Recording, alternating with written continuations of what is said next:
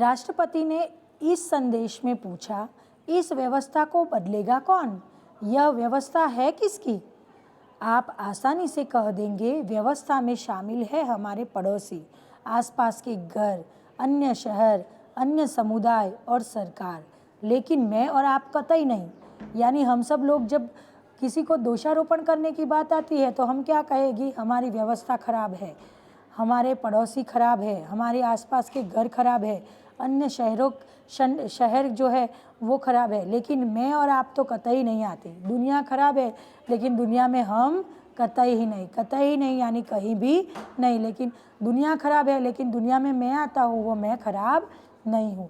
जब कुछ अच्छा करने की हमारी बारी आती है तो हम अपने परिवार को सुरक्षित कवच में घेर लेते हैं, दूसरे देशों की ओर निहारते हैं और इंतज़ार करते हैं कि कोई मिस्टर क्लीन आ जाए।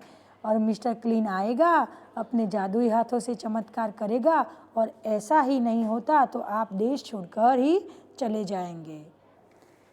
देखो बच्चों, यहाँ पे अब्दुल कलाम बहुत अच्छी बात कर रहे हैं कि हमारा रवैया कैसा है कि हम क्या करते हैं कि हम जब कुछ अच्छा करने की बारी आती है कि चलो अच्छा करना है, दहेज के बारे में दहेज नहीं लेंगे उसकी बात करते हैं, सच बोलते हैं, सिस्टम की मतलब अच्छा सफाई, देश को स्वच्छ बनाते हैं। तो इसकी जब बात होती है तो हम क्या करते हैं?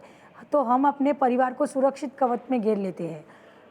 कवच यानी रक्षा में अपने परिवार को अलग ले लेते हैं, दूसरे देशों की ओर निहारते हैं और दूसरे देशों की बातें करते हैं और इंतज़ार करते हैं कि कोई मिस्टर क्लीन आएगा, बहुत ही अच्छा व्यक्ति आएगा और अपने जादुई हाथों से चमत्कार करेगा।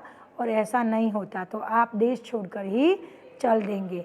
आप हमेशा ऐसे सोचते हैं कि हमारे देश में गंदगी है, रूल्स फॉलो नहीं करते, तो ऐसा आप सोचते हो कि कोई अच्छी सरकार आएगी तो अच्छा काम करेगी, ये आएगा तो ये अच्छा होगा। लेकिन हम कभी भी अच्छा नहीं करेंगे, हम अपना दोषारोपण दूसरों पे ही डालेंगे। तो उन्होंने कहा, हम अपने भय से भागकर अमेरिका जाएंगे, उनके गौरव का गुणगान करेंगे। बच्चों, हमने देखा होगा कि जो लोग बाहर से आते हैं वो बातें करते हैं कि हाँ, हमारे वहाँ तो कनाडा में तो ये है, हमारे ऑस्ट्रेलिया में तो ये है। तो ये वही लोग हैं कि जो बाहर तो अच्छी तरह से अपने जो रूल्स और नियम हैं वो फॉलो करते हैं, लेकिन वही लोग जब यहाँ पे आते हैं तो वो नियम भूल जाते हैं। क्यों भाई? वहाँ पे भी वही नियम है और यहाँ पे भी वही सरकार है। यानी सरकार ने तो यहाँ पे भी रूल्स बनाए हैं कि कचरा कूड़े में डालो, ड्राइविंग मैनर्स अच्छे से रखो, कि रेड लाइट हो तो खड़ा रहना चाहिए। तो जैसे रूल्स वहाँ पे है वैसे यहाँ पे भी है। तो वहाँ यहाँ पे अपने देश में वही लोग जो बाहर रह रहे हैं वो यहाँ पे आएंगे तो वही लोग अपने रूल्स फॉलो नहीं करेंगे। तो यहाँ पे उन्होंने कहा कि हम अपने भय से भागकर अमेरिका जाएंगे, उनके गौरव का गुणगान करेंगे और फिर भी उनकी व्यवस्था का हम गुणगान करेंगे कि हाँ, वहाँ पे तो अगर ड्राइविंग अच्छा नहीं किया तो इतना फाइन भरा, यहाँ पे तो 40 के ऊपर कार नहीं चला सकते। तो वो सब रूल्स वहाँ पे फॉलो करेंगे और उनका गुणगान गाएंगे, व्यवस्था की प्रशंसा करेंगे। और जब न्यूयॉर्क असुरक्षित हो जाएगा तो आप इंग्लैंड भाग जाएंगे। दूसरे देश में भी अगर अव्यवस्था होगी तो क्या करेंगे लोग? दूसरे देश में भाग जाएंगे। इंग्लैंड में बेरोजगारी होगी तो खाड़ी चले जाएंगे, और जब खाड़ी में युद्ध छिड़ जाएगा तो आप मांग करोगे कि भारत सरकार हमें बचाकर घर ले आए।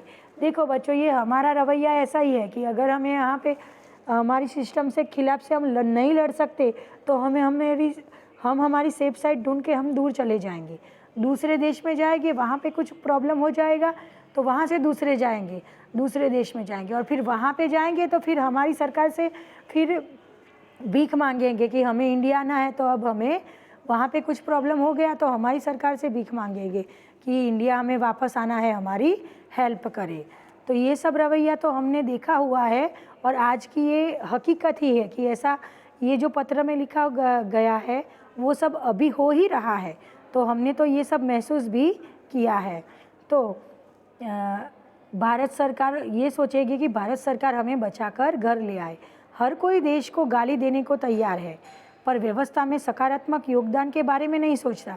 हर एक जो है वो हर इंडिया में रहने वाले हर एक लोगों को ऐसा लगता है कि हमारे देश में ये नहीं है। गाली देने के लिए सब तैयार है लेकिन योगदान देने के लिए कोई तैयार नहीं है। क्या हमने अपनी आत्मा को पैसे के हाथों गिरवी रख दिया है।